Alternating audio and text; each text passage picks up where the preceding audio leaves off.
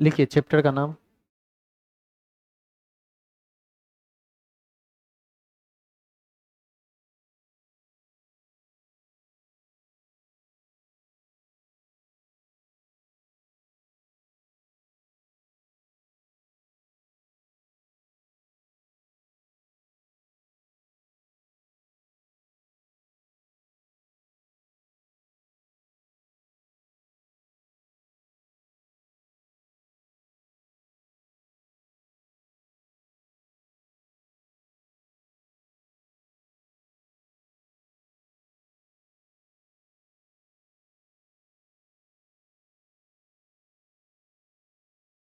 Chapter का नाम लिखिए और केवल एक ही क्वेश्चन लिखिएगा।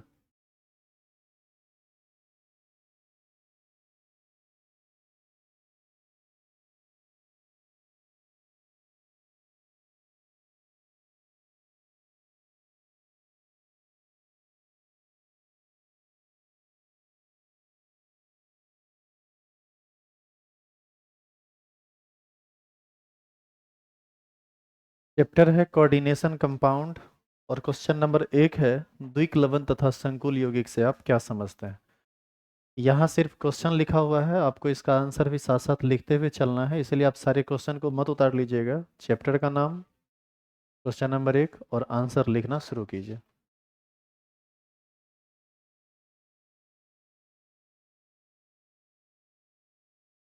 याद कीजिए, आपको बताया गया था योगात्मक यौगिक के बारे में। दो या दो से अधिक यौगिक मिलकर जब किसी यौगिक का निर्माण करते हैं तो उसी को हम लोग योगात्मक यौगिक कहते हैं। और यह योगात्मक यौगिक दो प्रकार का होता है, एक कहलाता है द्विक लवण और एक कहलाता है संकुल लवण। द्विक लवण वह लवण होता है या वह योगात्मक यौगिक होता है जिसको आप जल में डालिएगा तो ये पूर्ण रूप से अपने अवयवी आयन में टूट जाता है। लेकिन संकुल लवण वह आयन होता है जो पूर्ण रूप से अपने अवयवी आयन में नहीं टूटता है। एग्जाम्पल सहित इसको हम लोग लिखेंगे। क्वेश्चन नंबर 1 पूरा कर लिए हैं आप। तो इसका आंसर आपको दो पार्ट में देना है, एक होगा द्विक लवण और दूसरा होगा संकुल लवण। तो आंसर के फर्स्ट पार्ट में स्टार लगाइए, लिखिए हेडिंग द्विक लवण डबल साल्ट। इसका इंग्लिश होता है डबल साल्ट।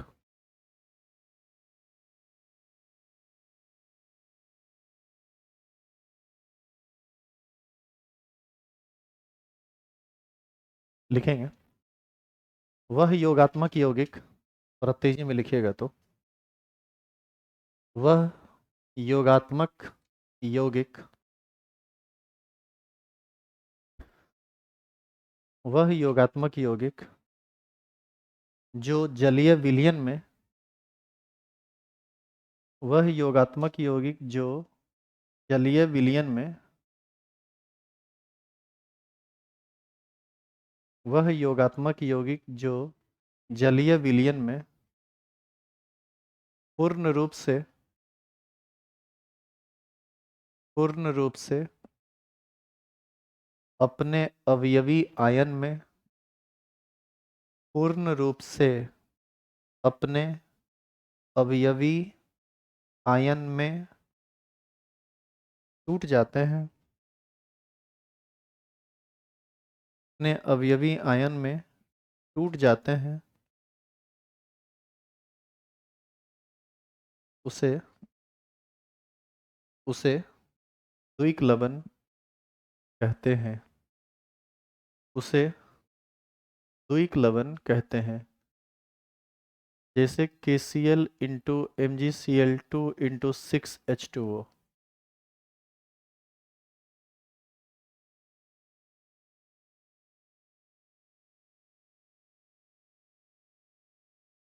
एग्जाम्पल में लिख दीजिएगा। इसी को कार्नालाइट कहा जाता है।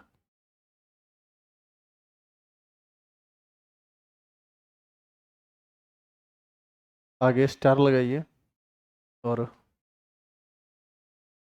लिखिए संकुल यौगिक। लिखेंगे वह योगात्मक यौगिक, संकुल यौगिक को ही हम लोग कॉम्प्लेक्स कंपाउंड कहते हैं इंग्लिश में। डिफाइन करेंगे वह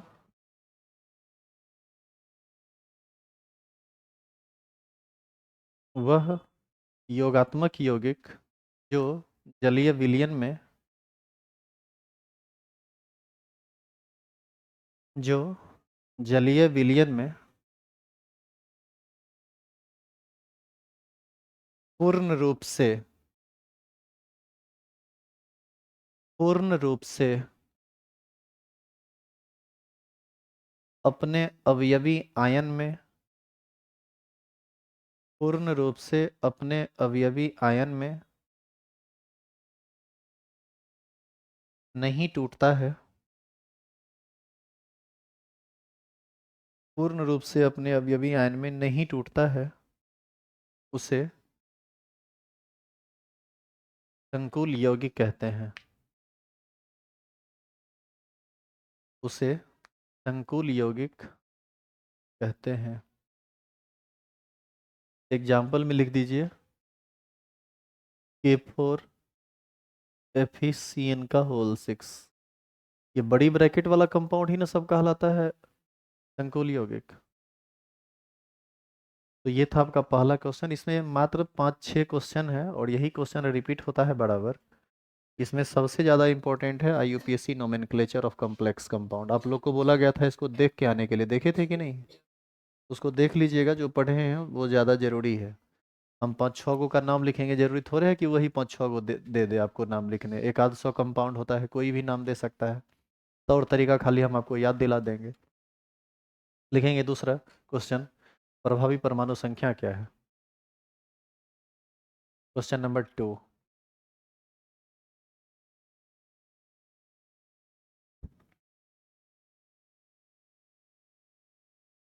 आज तारीख कितना है? 4।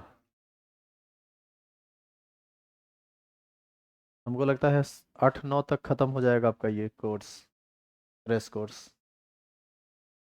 प्रभावी प्रभावी परमाणु संख्या क्या है? सुनिए पहले।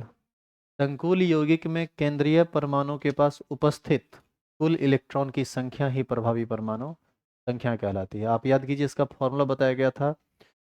केंद्रीय परमाणु का परमाणु संख्या माइनस ऑक्सीकरण संख्या प्लस 2 इंटू उपसंयोजन संख्या, जिसको आप कोऑर्डिनेशन नंबर कहते हैं। लिखेंगे संकुल यौगिक में, आंसर लिखा रहे हैं इसका। संकुल यौगिक में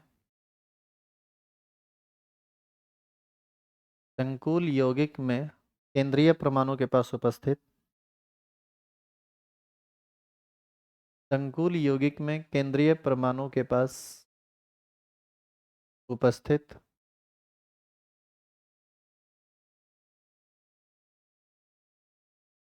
संकुल यौगिक में केंद्रीय परमाणु के पास उपस्थित कुल इलेक्ट्रॉन की संख्या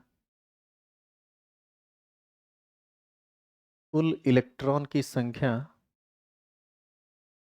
को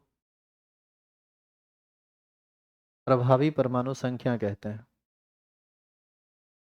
को प्रभावी परमाणु संख्या कहते हैं। इसको सूचित किस चीज से करते हैं हम लोग? EAN, याद है? Effective atomic number. तो पैराग्राफ चेंज करके नीचे वाले लाइन में लिख दीजिए, इसे EAN सब कैपिटल में लिखिएगा। इसे EAN द्वारा सूचित किया जाता है, E.A.N. इसे EAN द्वारा सूचित किया जाता है। इसमें कभी कभी क्वेश्चन पूछता है कि सिडविक का EAN नियम क्या है? सिडविक का प्रभावी परमाणु संख्या नियम क्या है?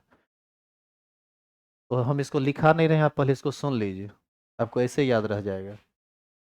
आप याद कीजिए, बोला गया था शुरू में कि शुरुआती साइंटिस्ट ने कहा था कि किसी भी संकुल यौगिक का निर्माण सिर्फ और सिर्फ तभी संभव है जब उसका प्रभावी परमाणु संख्या किसी न किसी नोबेल गैस के परमाणु संख्या के बराबर हो। लेकिन बाद में ये कथन गलत हो गया था। ये बात सिडविक का ही है। सिडविक के नियम के अनुसार किसी भी संकुल यौगिक का निर्माण तभी संभव है जब उसका प्रभावी परमाणु संख्या किसी अक्रिय गैस के परमाणु संख्या के बराबर हो। इसे सिडविक का EAN नियम कहते हैं। ये एक बार पूछा हुआ क्वेश्चन है, याद रहेगा ये? नहीं याद रहेगा तो घर पे जाके अपने से लिखोगे। अभी तो माथा में दे दिए कि क्या बोले हैं। नहीं तो रिकॉर्डिंग रहेगा, पब्लिक मोड में जाएगा तो वहाँ से भी आप लिख सकते हैं। देखो जरूरी नहीं है कि हर चीज़ कॉपी पर लिखें तभी आपको लगेगा कि पढ़ाई हुआ है। बहुत सारा चीज़ ऐसा है जो दिमाग में सेट करना पड़ता है एक स्टूडेंट के रूप में। बाकी कितना मेंटेन करते हैं ये आपके दिमाग के क्वालिटी पर और ये आपके मेहनत पर निर्भर करता है।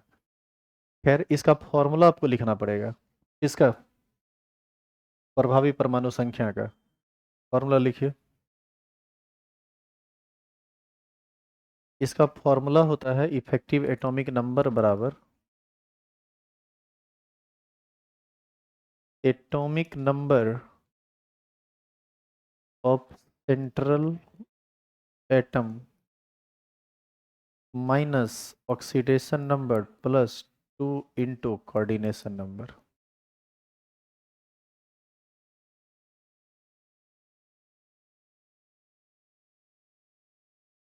अभी जो दोनों क्वेश्चन आप देखे ये दोनों objective sorry short type question था। अब एक क्वेश्चन पूछा जाता है जो लॉन्ग टाइप होता है और यह एक इम्पॉर्टेंट क्वेश्चन है। क्वेश्चन है वर्नर के उपसह संयोजन सिद्धांत को लिखें, या वर्नर का उपसह संयोजन सिद्धांत क्या है। तो इसको लिखिए और इसके बाद तीसरा क्वेश्चन डालिए।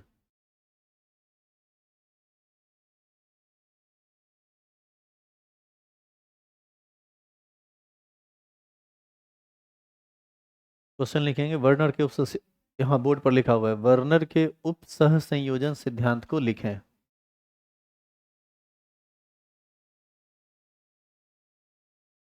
फॉर्मूला नहीं हुआ था लिखा हुआ क्या? पूरा कीजिए फॉर्मूला। वर्नर के बारे में पहले सुन लेंगे। अल्फ्रेड वर्नर पूरा नाम है, केमिस्ट्री के दादाजी हैं, ये ग्रैंडफादर ऑफ केमिस्ट्री इन्हीं को ना कहा जाता है। 1893 ईस्वी में सबसे पहले उपसंयोजन यौगिक में इन्होंने आबंध सिद्धांत का प्रतिपादन किया, जिसके अंतर्गत बहुत सारा बात इन्होंने कहा कि इसकी केंद्रीय परमाणु की संयोजकता दो प्रकार की होती है, एक प्राथमिक संयोजकता, दूसरा द्वितीयक संयोजकता।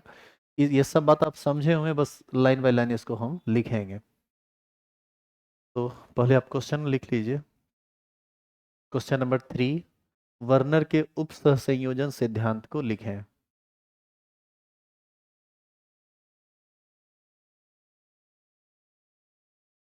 वर्नर के उप सहसंयोजन सिद्धांत को लिखें।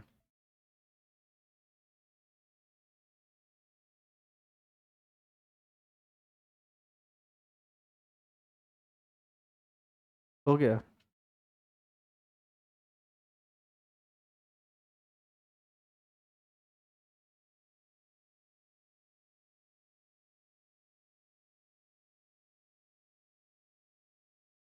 लिखेंगे?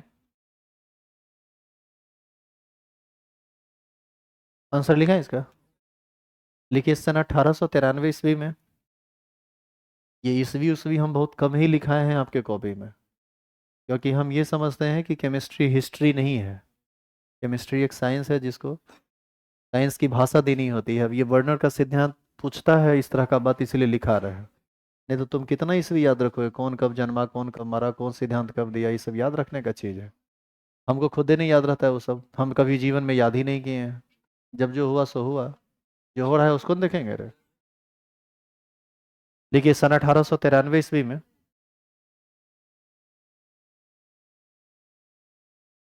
अल्फ्रेड वर्नर ने, हाँ अब हमारे मुंह देखना है अल्फ्रेड वर्नर लिखने के लिए, हाँ समझ रहे हैं। मारेंगे थोपी नीचे उतर के। ALF ALF RED।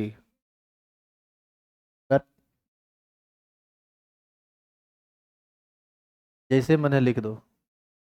ये नहीं गांव देहात में नाम होता है खलठा, इस टाइप का नाम है।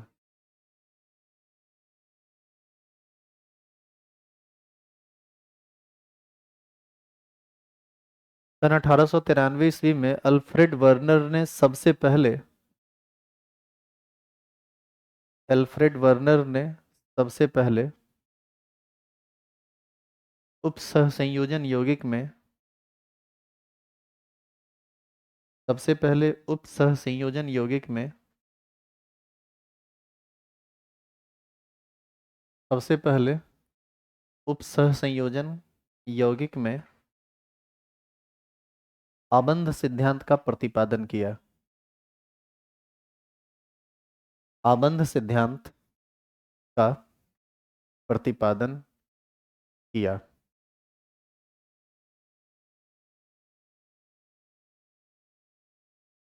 आबंध सिद्धांत का प्रतिपादन किया। नीचे वाले लाइन में लिखिए, इस सिद्धांत के अनुसार, इस सिद्धांत के अनुसार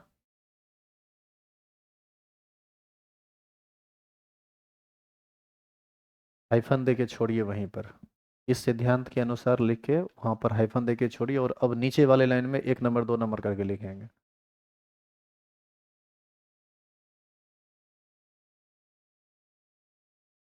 केंद्रीय 1 नंबर में लिखिए, इस सिद्धांत के अनुसार केंद्रीय परमाणु की संयोजकता 2 प्रकार की होती है। केंद्रीय परमाणु की संयोजकता 2 प्रकार की होती है। केंद्रीय परमाणु की संयोजकता 2 प्रकार की होती है।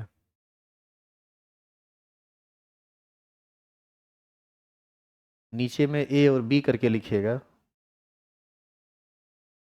ए नंबर प्राथमिक संयोजकता, बी नंबर द्वितीयक संयोजकता।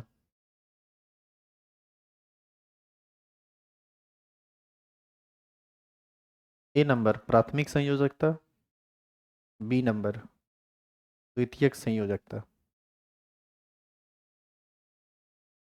तो ये था इस सिद्धांत का पहला बात। दूसरा बात लिखिए, पॉइंट नंबर 2, प्राथमिक संयोजकता। पॉइंट नंबर 2 में लिखेंगे, प्राथमिक संयोजकता ऋणायन द्वारा संतुष्ट होती है। ये जो 1 2 3 लिख रहे हैं रोमन में लिखिए। प्राथमिक संयोजकता ऋणायन द्वारा संतुष्ट होती है। प्राथमिक संयोजकता ऋणायन द्वारा संतुष्ट होती है, जबकि द्वितीयक संयोजकता, जबकि द्वितीयक संयोजकता उदासीन अणु, उदासीन अणु या आयन द्वारा संतुष्ट होती है। उदासीन अणु या आयन द्वारा संतुष्ट होती है।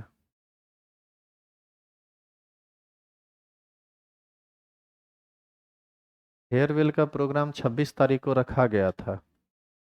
हो सकता है कि ये 2 4 दिन या 5 दिन 10 दिन बिफोर हो जाए।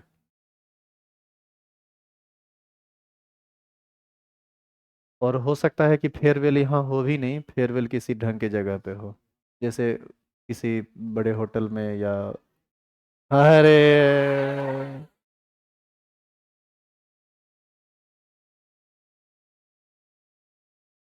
या दिनकर हॉल में, या किसी ढंग की जगह। यहाँ पर चूंकि जगह नहीं मिल पाएगा, सारे बैच के लोग आ नहीं पाएंगे। चंदा 5500। अच्छा ठीक है, दुबे सौ दे देना, ज्यादा एको भी नहीं देगा। अभी तो बड़ा दांती लग रहा है। वहां प्लेट लेने में तो एको बार मना नहीं करेंगे। ठीक है, लिखिए। दूसरा पॉइंट खत्म हो गया। उदासीन अणु या आयन द्वारा संतुष्ट होते हैं, लिख लिए। तीसरा लिखिए, प्राथमिक संयोजकता, प्राथमिक संयोजकता ऑक्सीकरण संख्या के संगत होता है। प्राथमिक संयोजकता ऑक्सीकरण संख्या के संगत होता है।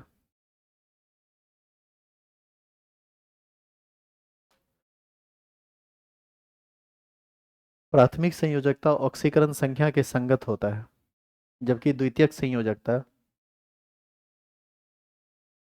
2 4 दिन में स्पष्ट कर देंगे कि कब होगा और कहाँ होगा, पहुंच जाना सब। प्राथमिक संयोजकता ऑक्सीकरण संख्या के संगत होता है, जबकि द्वितीयक संयोजकता उपसह संयोजन संख्या के संगत होता है।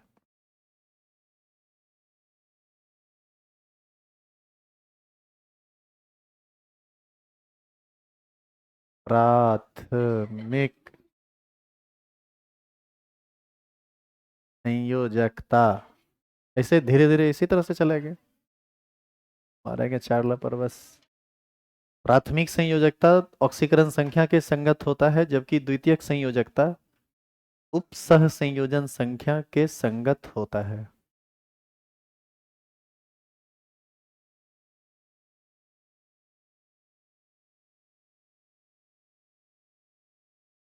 पॉइंट नंबर 4, प्राथमिक संयोजकता परिवर्तनशील होता है।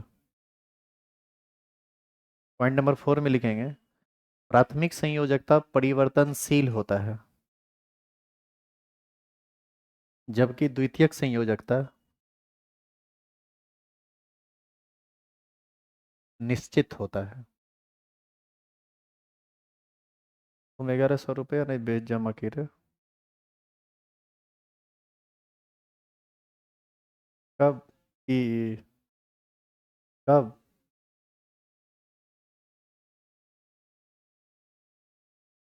वो बोला नहीं। फिर से बोले, क्या बोल रहे थे रे?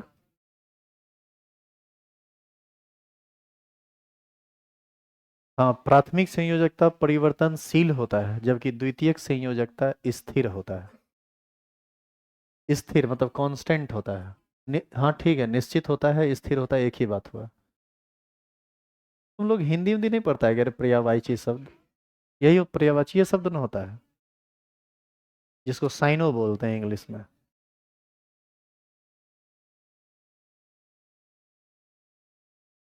फिर कुछ बोले क्या? नहीं बोलते हैं। ये सब पढ़ा कीजिए। लिखेंगे लास्ट नंबर 5।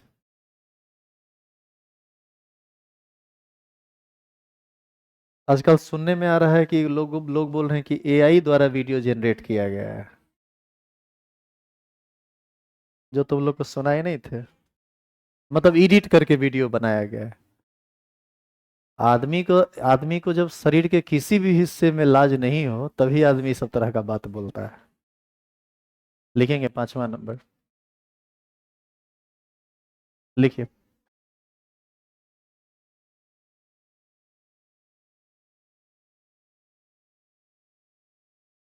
किसी भी ऐसे सॉरी, 5 नंबर पॉइंट है ना। संकुल यौगिक की संरचना के लिए, संकुल यौगिक की संरचना के लिए, संकुल यौगिक की संरचना के लिए द्वितीयक संयोजकता जिम्मेदार होता है।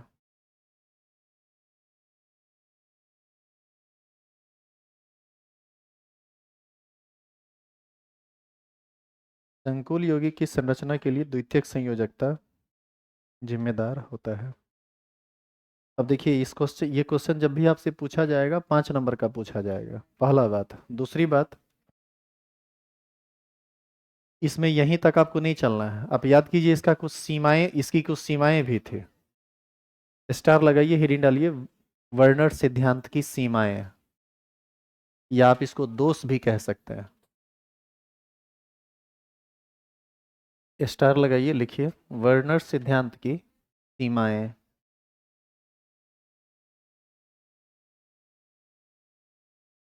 इसमें 3 बात बोला गया था। याद करो, सभी धातु का परमाणु उपसंयोजन यौगिक का निर्माण नहीं करता है। क्यों? इसका जवाब इनके पास नहीं था। How secondary valence is responsible for structure और shape of a complex compound, इसका भी जवाब इनके पास नहीं था। And this theory does not explain the magnetic and optical behavior of complex compound, इसका भी किसी तरह का कोई जवाब इनके पास नहीं था। तो सबको एक एक करके लिखिए। तो लिखेंगे पॉइंट नंबर 1,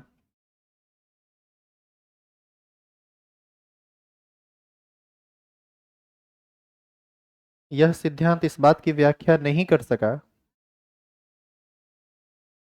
यह सिद्धांत इस बात की व्याख्या नहीं कर सका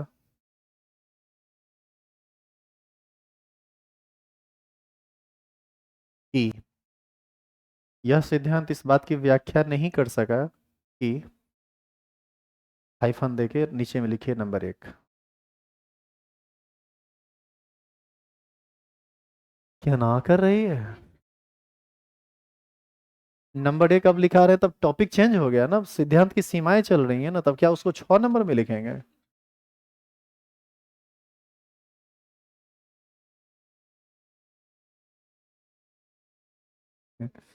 लिखिए, स- सभी धातु परमाणु, नंबर एक में लिखेंगे सभी धातु परमाणु, सभी धातु परमाणु संकुल यौगिक का निर्माण नहीं करते हैं, क्यों? इससे पहले जो आप 1 नंबर 2 नंबर दे रहे थे वो सिद्धांत की बातें थी। अब जो बातें चल रही है वो इसके लिमिटेशंस की बातें हैं, दोनों में जमीन आसमान का अंतर है, एक पूरब है तो दूसरा पश्चिम है। सभी धातु परमाणु संकुल यौगिक का निर्माण नहीं करते हैं, क्यों? पहला सीमा है इसका या दोष या कमी। दूसरा द्वितीयक संयोजकता। दूसरा नंबर बोल रहे हैं दूध कहती है, इसी में लिखे हैं, अब किस में लिखे? लिमिटेशन का ही पगला देगी ये सब, नहीं रहे हल तो ये सब।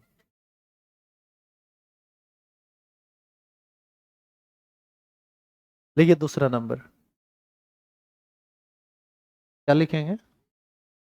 द्वितीयक संयोजकता संकुल यौगिक की संरचना के लिए कैसे जिम्मेदार होता है?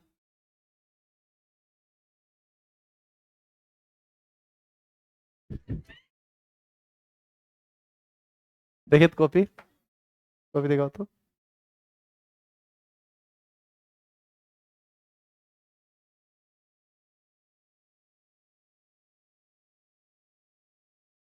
वर्नर सिद्धांत की सीमाएं हेडिंग डाले।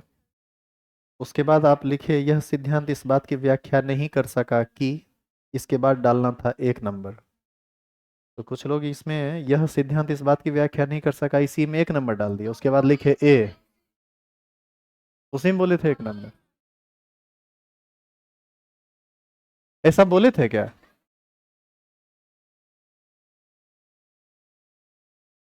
यहाँ एक नहीं होगा, एक होगा सभी धातु परमाणु से लिखे हैं ना, वहां पर एक होगा। हो सकता है तुम लोग पगला दी होगी तो हमो सनक गए होंगे, संगत से गुनाथ है।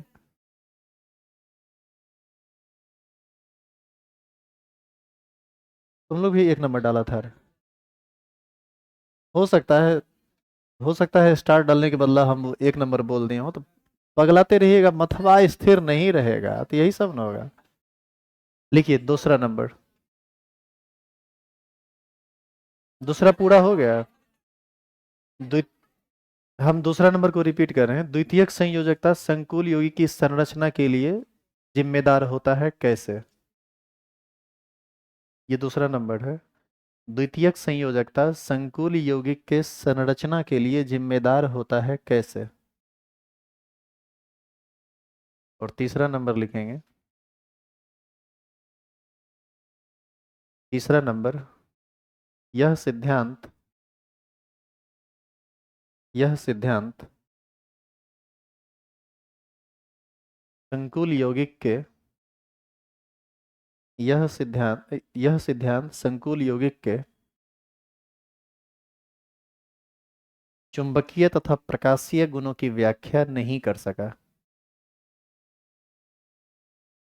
यह सिद्धांत संकुल यौगिक के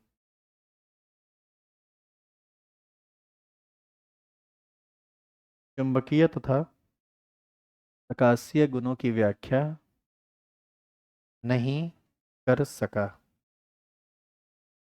ये 5 नंबर का क्वेश्चन पूरा हुआ। अगला क्वेश्चन लिखिए, स्पेक्ट्रमी रासायनिक श्रेणी से आप क्या समझते हैं? बोर्ड पर क्वेश्चन लिखा हुआ है। क्वेश्चन नंबर 4,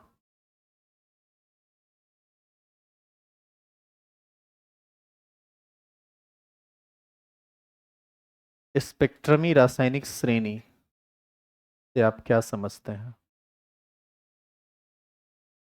आप याद कीजिए, आपको बताया गया था कि किसी लिगेंड के इलेक्ट्रॉन देने की क्षमता अधिक होती है, किसी लिगेंड के इलेक्ट्रॉन देने की क्षमता कम होती है। तो लिगेंड को जब उसके इलेक्ट्रॉन देने की क्षमता के बढ़ते हुए क्रम में सजाते हैं, तब हमें जो श्रेणी प्राप्त होती है उसे स्पेक्ट्रमी रासायनिक श्रेणी कहते हैं, और इलेक्ट्रॉन देने की क्षमता को हम लोग क्षेत्र प्रबलता कहते हैं। तो इसको हम थोड़ा ढंग के भाषा में लिखें तो हम कहेंगे कि जब लिगेंड को उसकी बढ़ती हुई क्षेत्र प्रबलता के क्रम में सजाया जाता है तब जो श्रेणी प्राप्त होता है उसे स्पेक्ट्रमी रासायनिक श्रेणी कहते हैं। लिखिए आंसर। जब लिगेंड को जब लिगेंड को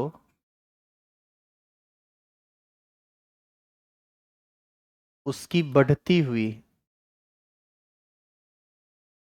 जब लिगेंड को उसकी बढ़ती हुई क्षेत्र प्रबलता के क्रम में सजाया जाता है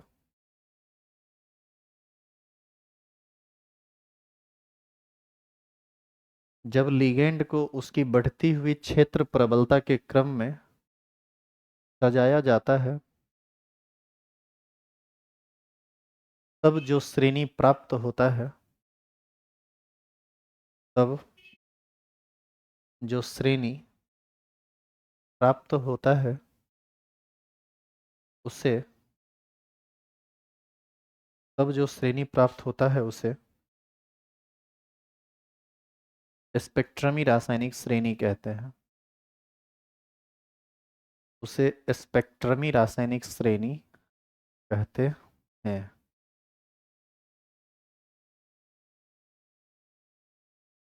अगला क्वेश्चन 5 नंबर लिखेंगे। लिगेंड क्या है, यह कितने प्रकार का होता है? याद कीजिए, लिगेंड वह उदासीन अणु या आयन है जो केंद्रीय परमाणु के साथ उपसह संयोजन बंधन का निर्माण करता है। इसका क्लासिफिकेशन दो आधार पर किया गया था, एक आवेश के आधार पर और एक दाता परमाणु के आधार पर। आवेश के आधार पर यह 3 प्रकार का होता है, धनात्मक लिगेंड, ऋणात्मक लिगेंड और उदासीन लिगेंड। और दाता परमाणु के आधार पर मोनोडेंटेट, बाइडेंटेट, पॉलीडेंटेट। याद है? इस क्वेश्चन का आंसर आपको न लिखना है और न हम लिखाएंगे। इस क्वेश्चन को खाली लिख लीजिए, एक बार खाली देख लीजिएगा कि इसके अंतर्गत क्या क्या आप पढ़े थे। सेमी इंपॉर्टेंट है ये, बहुत ज़्यादा बार नहीं पूछा है, एक आध बार पूछा है, इससे संबंधित ऑब्जेक्टिव क्वेश्चन पर बातें होती हैं। तो इसको खाली एक बार पढ़ जाना क्लास में, घर पे कॉपी में जो लिखा हुआ है उसके रिगार्डिंग। तो ये हम छोड़ रहे हैं। और इसका लास्ट क्वेश्चन है, निम्न यौगिक का IUPAC नाम लिखें। सब्जेक्टिव में इसका लास्ट है ये। निम्न यौगिक का IUPAC नाम लिखें।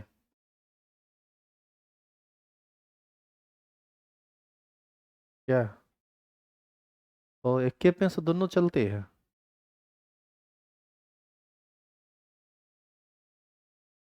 निम्न यौगिक का IUPAC नाम लिखें।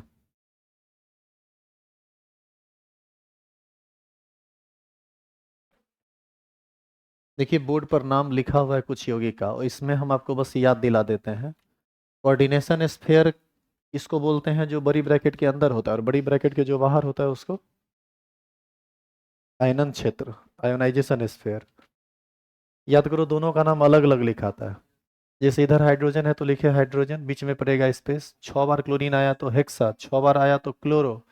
और ये निगेटिव स्फीयर है तो प्लेटिनम को प्लेटिनेट कहेंगे। याद कीजिए, निगेटिव स्फीयर में सेंट्रल एटम का नाम बदल जाता था। पॉजिटिव और उदासीन में नाम वही रहता था, नेगेटिव में चेंज हो जाता था। तो प्लेटिनम को कह दिए प्लेटिनेट। और इसका ऑक्सीडेशन नंबर निकालेंगे तो ये आएगा आपको +4। कैसे आएगा +4, यह भी सुन लीजिए। हाइड्रोजन का +1 होता है, एक हाइड्रोजन का +1 तो दो हाइड्रोजन का +2। प्लेटिनम का x मान लो, एक Cl का -1 तो 6 Cl का -6 बराबर 0। x बराबर कितना आ जाएगा? +4। नहीं आएगा +4? वही चार्ट ने इसका ऑक्सीडेशन नंबर लिखा था, और हर बार यही करते हैं। यहाँ पर पोटासियम है तो लिख दिए पोटासियम, 6 बार साइनो आया तो हेक्सा साइनो। आयरन, क्योंकि ये निगेटिव स्फीयर है, कैसे समझे निगेटिव स्फीयर है? तोड़ेंगे तो ये बाद में है तो माइनस चार्ज ही आएगा ना इसमें। ये टूटेगा 4 के प्लस में और एफिशिएंट 6 4 माइनस में। तो ऐसी स्थिति में यहाँ पर माइनस चार्ज है तो आयरन को आयरन नहीं कहेंगे, हम क्या कहेंगे? फेरेट। और इसका ऑक्सीडेशन नंबर निकालिएगा ना तो आ जाएगा 2।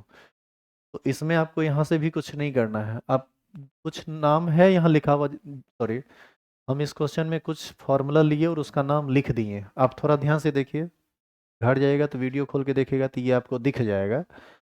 लेकिन जो काम हम कह रहे हैं उस पर आप विचार कीजिए। यहाँ पर 3 क्वेश्चन है, फिर चौथा, फिर पांचवा और ये रहा छठा, सातवां भी है। हम 7 को क्वेश्चन दिए, सातों का नाम लिख दिए।